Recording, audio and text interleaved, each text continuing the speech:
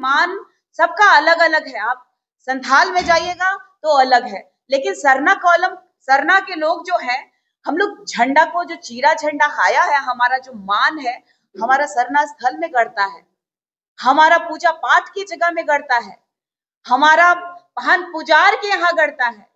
हमारे यहाँ घर पे भी अगर गाड़ते हैं तो वहां पे विधि विधान से गाड़ते हैं, लेकिन ये समाज में जमीन के दलालों ने ये प्रण ले लिया है कि किस तरीके से हमारे समाज को गुमराह करें, किस तरीके से हमारे समाज को बलि भेंट चढ़ा दें और वो लोग अपना स्वामित्व स्थापित कर पाए। हमारे आरक्षण को पाने के लिए सिर्फ ये लोग ईसाई लोग जो धर्मांतरित हैं, ये लोग ढोंग कर रहे हैं।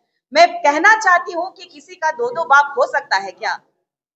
मैं आप सबसे पूछना चाहती हूँ, आप सरना भी मेरा बाप है और ईसाई भी मेरा बाप है, तो एक बाप के रहिए, दो दो बाप।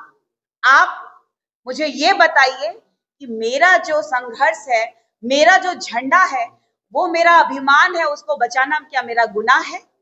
मेरा एक प्रयोजन था जो आप लोगों को प्रमाण देना चाहती हूँ कि जब मेरे पिताजी ने लड़ाई लड़ी थी सरना स्थल को बचाने के लिए गुमला का, वहां सरना स्थल 2 एकड़ 52 डिसमिल जमीन सरना लोगों का है, जिसमें इन लोगों ने चर्च बनाया है और गोरटो बनाया है।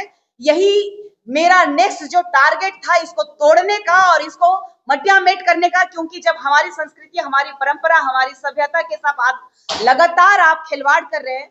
नेम्हा बाइबल में आपने देखा है कि हमारे समाज के लोगों को किस तरीके से गुमराह किया जा रहा है। आपको मैं बताना चाहती हूँ कि ये जो है करम महोत्सव में हम लोग रात में पूजा अर्चना करने के बाद में हम लोग भक्ति भाव से करम महोत्सव, एक भाई बहन के रिश्ते को अपवित्र करने वाला ये खड़िया धर्म और संस्कृति का विश्लेषण का एक बुक है, जिसको फादर पॉलुस कुल्लू, सोच लीजिए कि कितने पुराने समय से हम लोगों का समाज का लिखा हुआ है इसमें। करम की रात को रात भर नाचता, भावी संपन्नता और आनंद का प्रतीक है। यह नाच यही दिखाता है कि अब करम की पूजा हो गई है, अतः हमें भरपूर अन्न मिलने वाला है और हम इसी तरह आनंद मनाते रहेंगे। फिर कहा जाता है कि इस अवसर पर लड़के लड़कियां अपना आचरण खराब करते हैं। वास्तव में यह बुरा आचरण है। ये फादर जो है लगातार हमारे धर्मों के बारे में अनाप शनाप लिखते आए हैं और इसमें और भी आगे लिखा हुआ है, लेकिन मुझे चूंकि और भी कुछ बताना है, वो मैं आप लोग अगर लेना चाहते हैं तो ये भी ले सकते हैं, क्योंकि ये फादर पॉलुस कुल्लू जो लिखे हैं, जो फादर होते हैं चर्च के, ईसाई धर्म के प्रचारक होते हैं, संस्कार का बखान करेंगे। ये मुझे बताएंगे कि मैं कौन से संस्कार परिवार से आती हूँ। ये बलात्कारी मुझे बताएंगे कि मैं एक सरना समाज के लोग, जो इसमें चरित्र में बखान किया गया है ना, इसमें जो बखान किया गया है, जो महिलाएं सरना समाज की करम पूजा में एक दूसरे के साथ गलत संबंध बनाती हैं, भाई बहन होते हैं, एक दूसरे के लिए भाई बहन का रिश्ता होता है कर्म पूजा। ये लोग कितनी गंदी तरीके से, कितनी गंदी मानसिकता है, क्रूर मानसिकता है इन लोगों की। मुझसे पूछते हैं कि तुम कभी दिखती हो मंदिर में, कभी दिखती हो मस्जिद में, कभी पूछिए इन लोगों से कि मैं हिंद पीढ़ी में कितना सेवा की हूँ। मेरे भी दोस्त यार लोग हैं, मेरे भी मित्र बंधुगण हैं, मैं समाज की सेविका हूँ, कभी मंदिर जाती हूँ, मस्जिद जाती हूँ, चर्च भी जाती हूँ। मेरे इनफैक्ट घर में भी धर्मांतरित लोग हैं। मुझे दुख होता है कि ईसाई धर्म इतनी हावी हो गई है कि मेरे घर में भी घुसे हैं, लेकिन हमें मेरे पूर्वजों ने ये संस्कार नहीं दिया कि अगर वो दूसरे धर्म को अपना लिए हैं तो उनके घर मत जाओ। उनके बच्चों के संस्कार हो, उनके दुख हो, सुख हो, सभी जगह पहुंचती हूँ। अगर पहुंचती हूँ, समाज का काम करती हूँ, तो घर में भी जाने का मेरा दायित्व बनता है।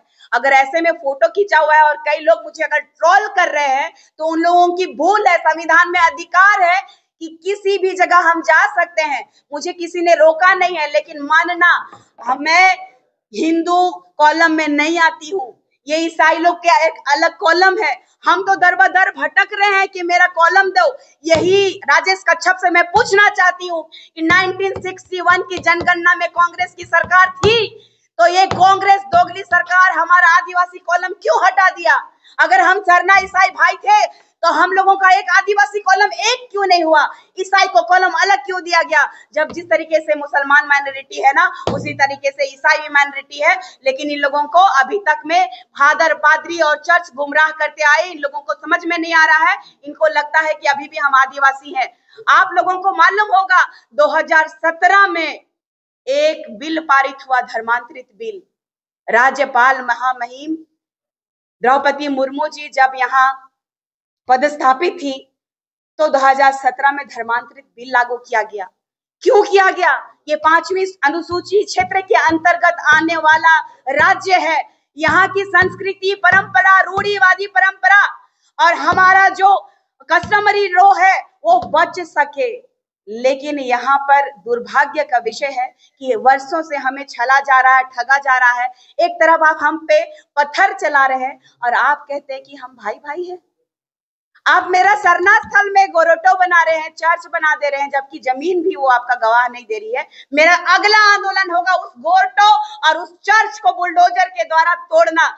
इसीलिए मैंने ये पहला स्टेप उठाया कि मेरा झंडा का अपमान नहीं होना चाहिए। मेरा झंडा मेरा अभिमान है, हम उसको पूजते हैं। कभी इन ईसाइयों से पूछिए, अगर भाई भाई है तो हम लोग का कर्म पर्व में हम लोग जब प्रसाद होता है तो ये लेने से क्यों कतराते हैं? ये खाना क्यों नहीं चाहते हैं? इनसे पूछिए कि जो हम लोग का दर्द है, दुख है, जो हम लोगों का आरक्षण है, जो हमारा अधिकार है, उसको ये लोग बार बार हनन कर रहे हैं। दुख हमें होना चाहिए या दुख उन्हें होना चाहिए?